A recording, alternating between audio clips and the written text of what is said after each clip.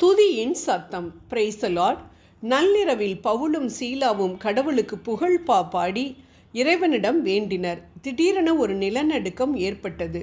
உடனே கதவுகள் அனைத்தும் திறந்தன. அனைவரின் விலங்குகளும் கழன்று விழுந்தன.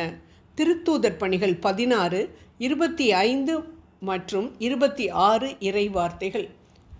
கானானுக்கான பிரயாணத்திற்கு தடையாயிருந்த எரிகோவின் மதில்களை தகர்க்க யோசுவா பயன்படுத்திய ஆயுதம்தான் துதி. யோசுவா 6:20. துதிக்கின்ற தேவனுடைய பிள்ளைகளை ஒருவனும் ஒரு நாளும் எதிர்த்து நிற்க முடியாது. காரணம், துதிகளின் மத்தியிலே வாசம் பண்ணுகின்ற தேவன் துதிக்கும் பொழுது பலத்த பராக்கிரமசாலியாய் தன் பிள்ளைகளுக்காக அவர்களது வாழ்வில் இறங்கி வருவார். எல்லா தடைகளையும் எதிர்ப்புகளையும் சாத்தானின் வல்லமைகளையும் நொறுங்கி விழச் செய்வார். இங்கு நான் என் சாட்சியை சொல்ல ஆசைப்படுகின்றேன். எங்களது குடும்பத்தில் ஏற்பட்ட தடைகளையும் பிரச்சனைகளையும் எளிதாக உடைக்க தேவன் எங்களுக்கு கற்றுக் கொடுத்த ஆயுதம்தான் துதி. நானும் என் கணவரும் சேர்ந்து குறைந்தது 1 மணி நேரமாவது துதிகளை ஏறெடுக்கும் பொழுது எங்கள் கண்களுக்கு முன்பாக தடைகள் உடைவதை கண்கூடாக பார்த்து கொண்டிருக்கின்றோம். இந்த இடத்தில் ஒன்று சொல்ல நான் ஆசைப்படுகின்றேன். துதிப்பதில் பழக்கம் இல்லாதவர்களாய் நீங்கள் இருந்தால் துவக்கத்தில் துதிகளின் புத்தகங்களை வைத்து உங்களுக்கு கிடைக்கும் நேரத்திற்கு ஏற்றவாறு நீங்கள் துதிக்கலாம். பின் நாளாக புத்தகங்களை விட்டுவிட்டு உங்கள் உள்ளத்திலிருந்து ஆண்டவருடைய மகத்துவங்களையும் குணங்களையும் அன்பையும் தியாகத்தையும் வல்லமையையும் இரக்கத்தையும் நினைத்து அவற்றை துதியாக மாற்றி ஆண்டவருக்கு பூ மாலையாக சூட்டலாம். ஏனென்றால் இயேசுவே சொல்லி இருக்கின்றார் மத்தேயு 15:8, இம்மக்கள் உதட்டினால் என்னை போற்றுகிறார்கள், இவர்கள் உள்ளமோ என்னை விட்டு வெகு தொலைவில் இருக்கிறது என்று. ஆம், சிறு வயதிலிருந்து கற்றுக்கொண்ட ஜெபத்தை மனப்பாடமாக்கி உதட்டளவில் மட்டும் சொல்கின்ற ஜெபத்தை ஆண்டவர் ஒரு காலம் விரும்புவதில்லை.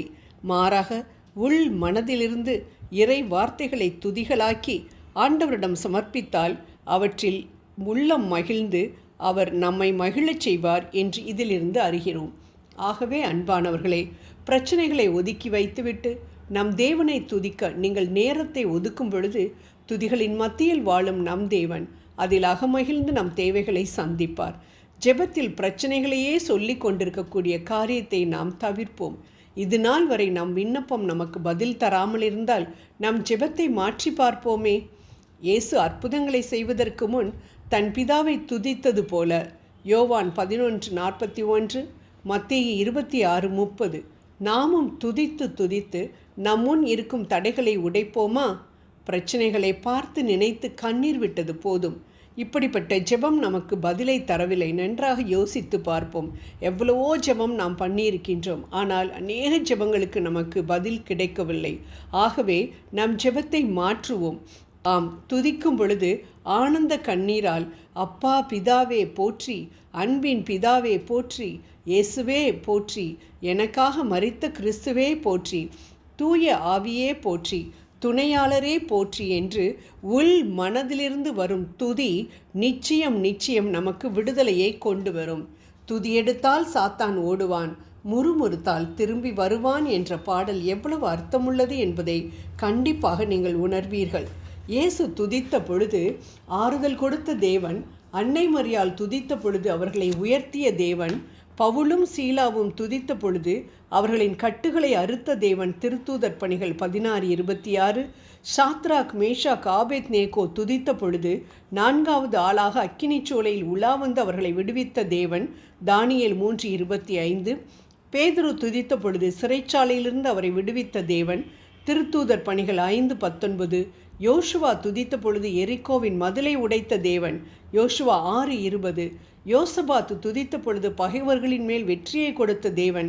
2 குறிப்பேடு 20:22. நாம் துதிக்கும் பொழுதும் வெற்றியை நிச்சயம் கட்டளையிடுவார் என்பதில் சிறிதளவும் சந்தேகம் இல்லை.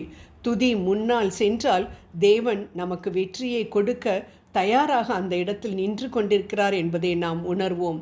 வற்றாத நீரூற்று போலவும் வளமிக்க தோட்டத்தைப் போலவும் நிச்சயம் செழித்து காணப்படுவோம். ஜெபம் செய்வோம். துதியின் மத்தியில் வாசம் செய்கிறவரே, துதிகளில் பயப்படத்தக்கவரை எந்த நேரமும் என் தேவைகளை மட்டும் விண்ணப்பித்து கொண்டிராமல் உம்மை துதிக்க தேவையான மனதை எனக்கு தந்தருளும். ஆமேன்.